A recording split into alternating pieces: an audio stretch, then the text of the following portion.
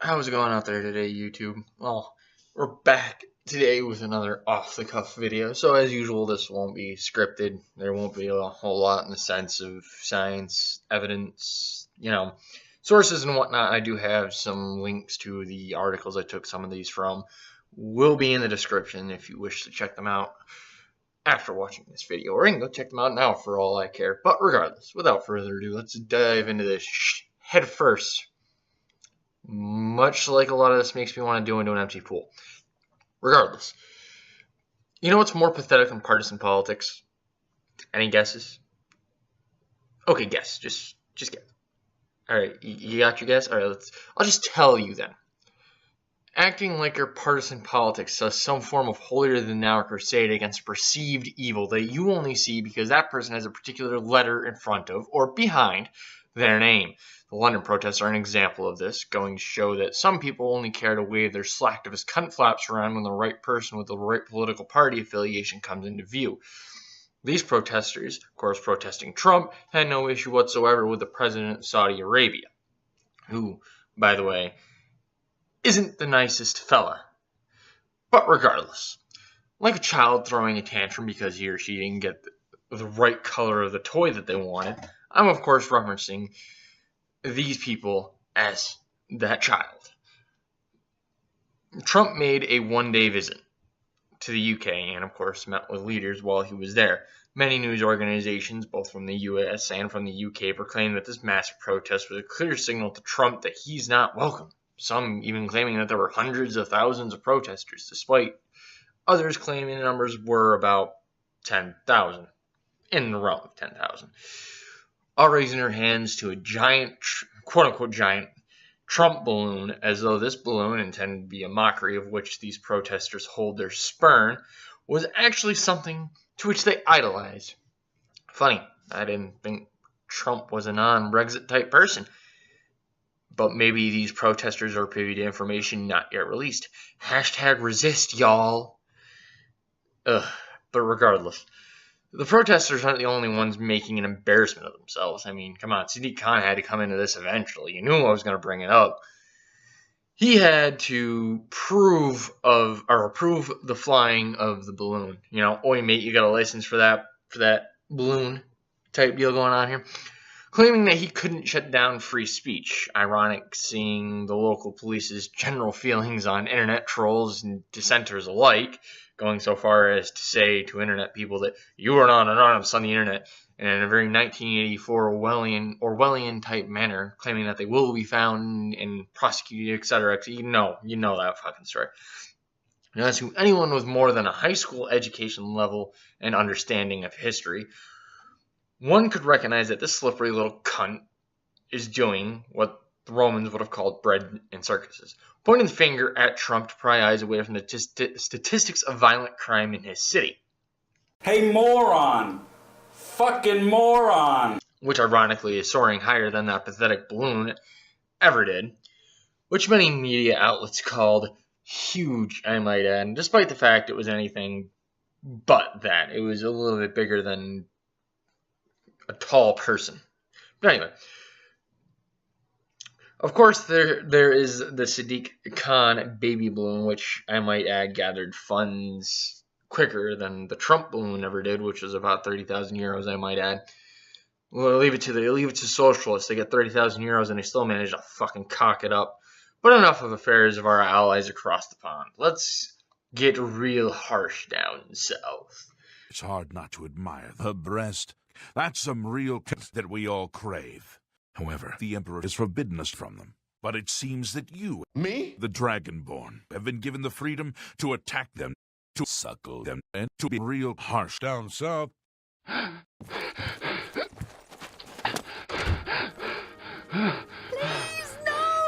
Of course, I'm referencing Australia, the other Canada. Yeah, I'm not going to apologize for that one. Sorry. But anyway, speaking of Canada, we're of course talking about Lauren Southern's visit to the island nation, which of course wouldn't spawn much of a reaction from me. It was a knee-jerk reaction from the media in regards to her shirt that actually drove my attention to this. The shirt is garnished by the term "It's okay to be white." This phrase sparked a similar reaction when it was first coordinated by 4chan as a bunch of notes taped around campuses in the U.S. garnishing a similar response to the media back when it originally happened. And the fact that this is causing a stir now only reinforces the original aim of the campaign when it was first done. This term shouldn't even warrant so much as a passing glance in the day-to-day lives of your average Joe, never mind a mass reaction from media. The other part of this I find so amusing. I do find myself chortling quite often seeing the reaction of some people, often media types, when it comes to mundane shit similar to the simple term, "It's okay to be white." But regardless, the funniest part is when they peddle this kind of narrative, then turn their cheek and in the next breath ask, "Why do people think we're anti-white? I don't get it. Some damn Russian bots and alt-right trolls must be saying this." They lack the wherewithal to understand that their narrative is as transparent as glass. And the real truth is a shit-smeared message on the other side that paints a clear picture of George Soros doing yoga-level moves to suck his own cock while giving EU a good tug job. But nasty mental images aside, sorry about that sleep-ruining one I just gave you, by the way. Let's move on to a subject that has more nuance than Tumblr has made-up genders. Don't ask me, mate. Yeah, I'm going to be talking about abortion. Of course I'm going to be talking about abortion because nothing brings a smile to everybody's face more than the concept of taking a vacuum and sucking a baby out of a woman's womb. Actually, some people that actually does give us big, old, goofy smile to. Margaret Sanger was actually particularly fond of doing it to the blacks because she thought they were scum, but that's none of my business.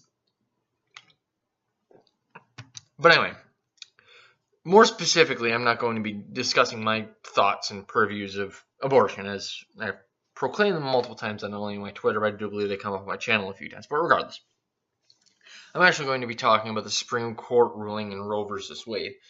Now, for those of you not in the U.S. or not aware, Roe versus Wade was a Supreme Court ruling, meaning it's at the federal level. It was a ruling on abortion, setting in motion the train and inevitable stop we're at right now. Now, my opinion on abortion is based on scientific findings on when a fetus can feel pain, has a heart, neural links, and whatnot. But I'm not here to go into that. I'm here to bring up a topic seldom discussed with Roe versus Wade, when Roe versus Wade enters into the day-to-day lexicon of most people. Many believe that if Roe versus Wade is overturned, abortion will become illegal outright overnight, regardless of state and local laws. However, Roe versus Wade would, what would actually happen is it would take the decision away from the federal government, put it back in the court of the state law, as it really should have been from the beginning, seeing as this is more of a local issue than a federal issue. But alas, this isn't the only situation where the federal government has stepped in when the state could have taken care of the situation in a much more personalized and voter-controlled manner.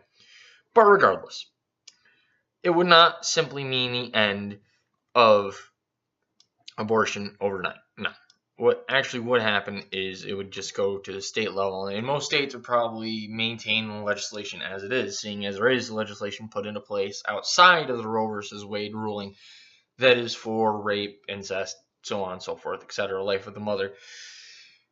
But regardless, many people are the reaction that you see from the progressives is, "Oh my God, it's the end of abortion as we know it. The women are gonna tomorrow. Mike Pence is gonna be cutting the heads off of women and bombing the gays." Kind of reaction here.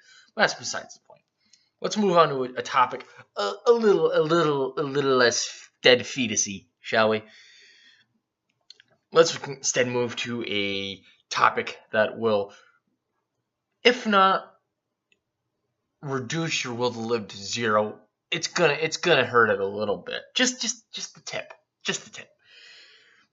Anyway, I'm gonna butcher this guy's name, but the actor that played the Man of Steel, Henry Cavill. I'm gonna say Cavill. I'm 100% sure that I'm wrong, but I'm just gonna go with it anyway. Anyway, he's the new Superman, is what he is. Posted a tweet a bit ago about how he's afraid to pursue women for fear of being called a rapist or something, in his own words. Now, there was a reaction on Twitter from a woman who, in fewer words, called him a rapist for what he said, kind of proving his point. Unfortunately, I can't find a tweet from either of those. I think he deleted his original one. But anyway, I can't find them to show them here. But regardless, I find it funny how some people's reactions to him was just frothing at the mouth and filled with vitriol like a lion that hasn't eaten a week tossed a nice juicy fucking steak. Maybe we should start asking some questions about how things like the Me Too movement and the listen and believe mentality is affecting relations between the genders. Things are becoming less and less about being civil and more about emotional reactions, because facts hurt feelings, and assuming someone is innocent until proven guilty regardless of media and social reaction is somehow rape apologizing. With the rise of the MGTOW and the MRA groups, neither of which I am involved with, one would think that these random rainbow hair-colored loons would have the mental capacity to realize that their knee-jerk reactions to things that are mundane isn't just idiotic, but bad for the human race. But then again, they are communists, so maybe I'm expecting too much of them. I mean, I'm not one for abortion, but I think like some of these people, can we just shove them back in and try again? Just hit the reset button. Actually, can we do that for the whole fucking planet? And anyway, regardless.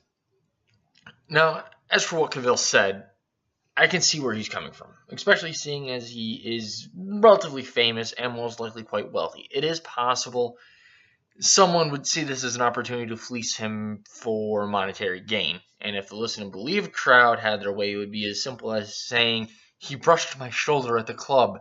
Boom. $1 million lawsuit. Am I saying that everyone that accuses someone of rape is lying? Fuck no. I am, however, saying that the police should be allowed to do what they're supposed to do and collect evidence without the vagina hat wearing men and women trying to draw and quarter them for following a part of our culture that has led to the fairest court system in human history. But it's more than just simply that. It's also this mentality that if you take rape and you boil it down to, well, I'm going to assume that this person is guilty before they're and then they have to prove themselves innocent.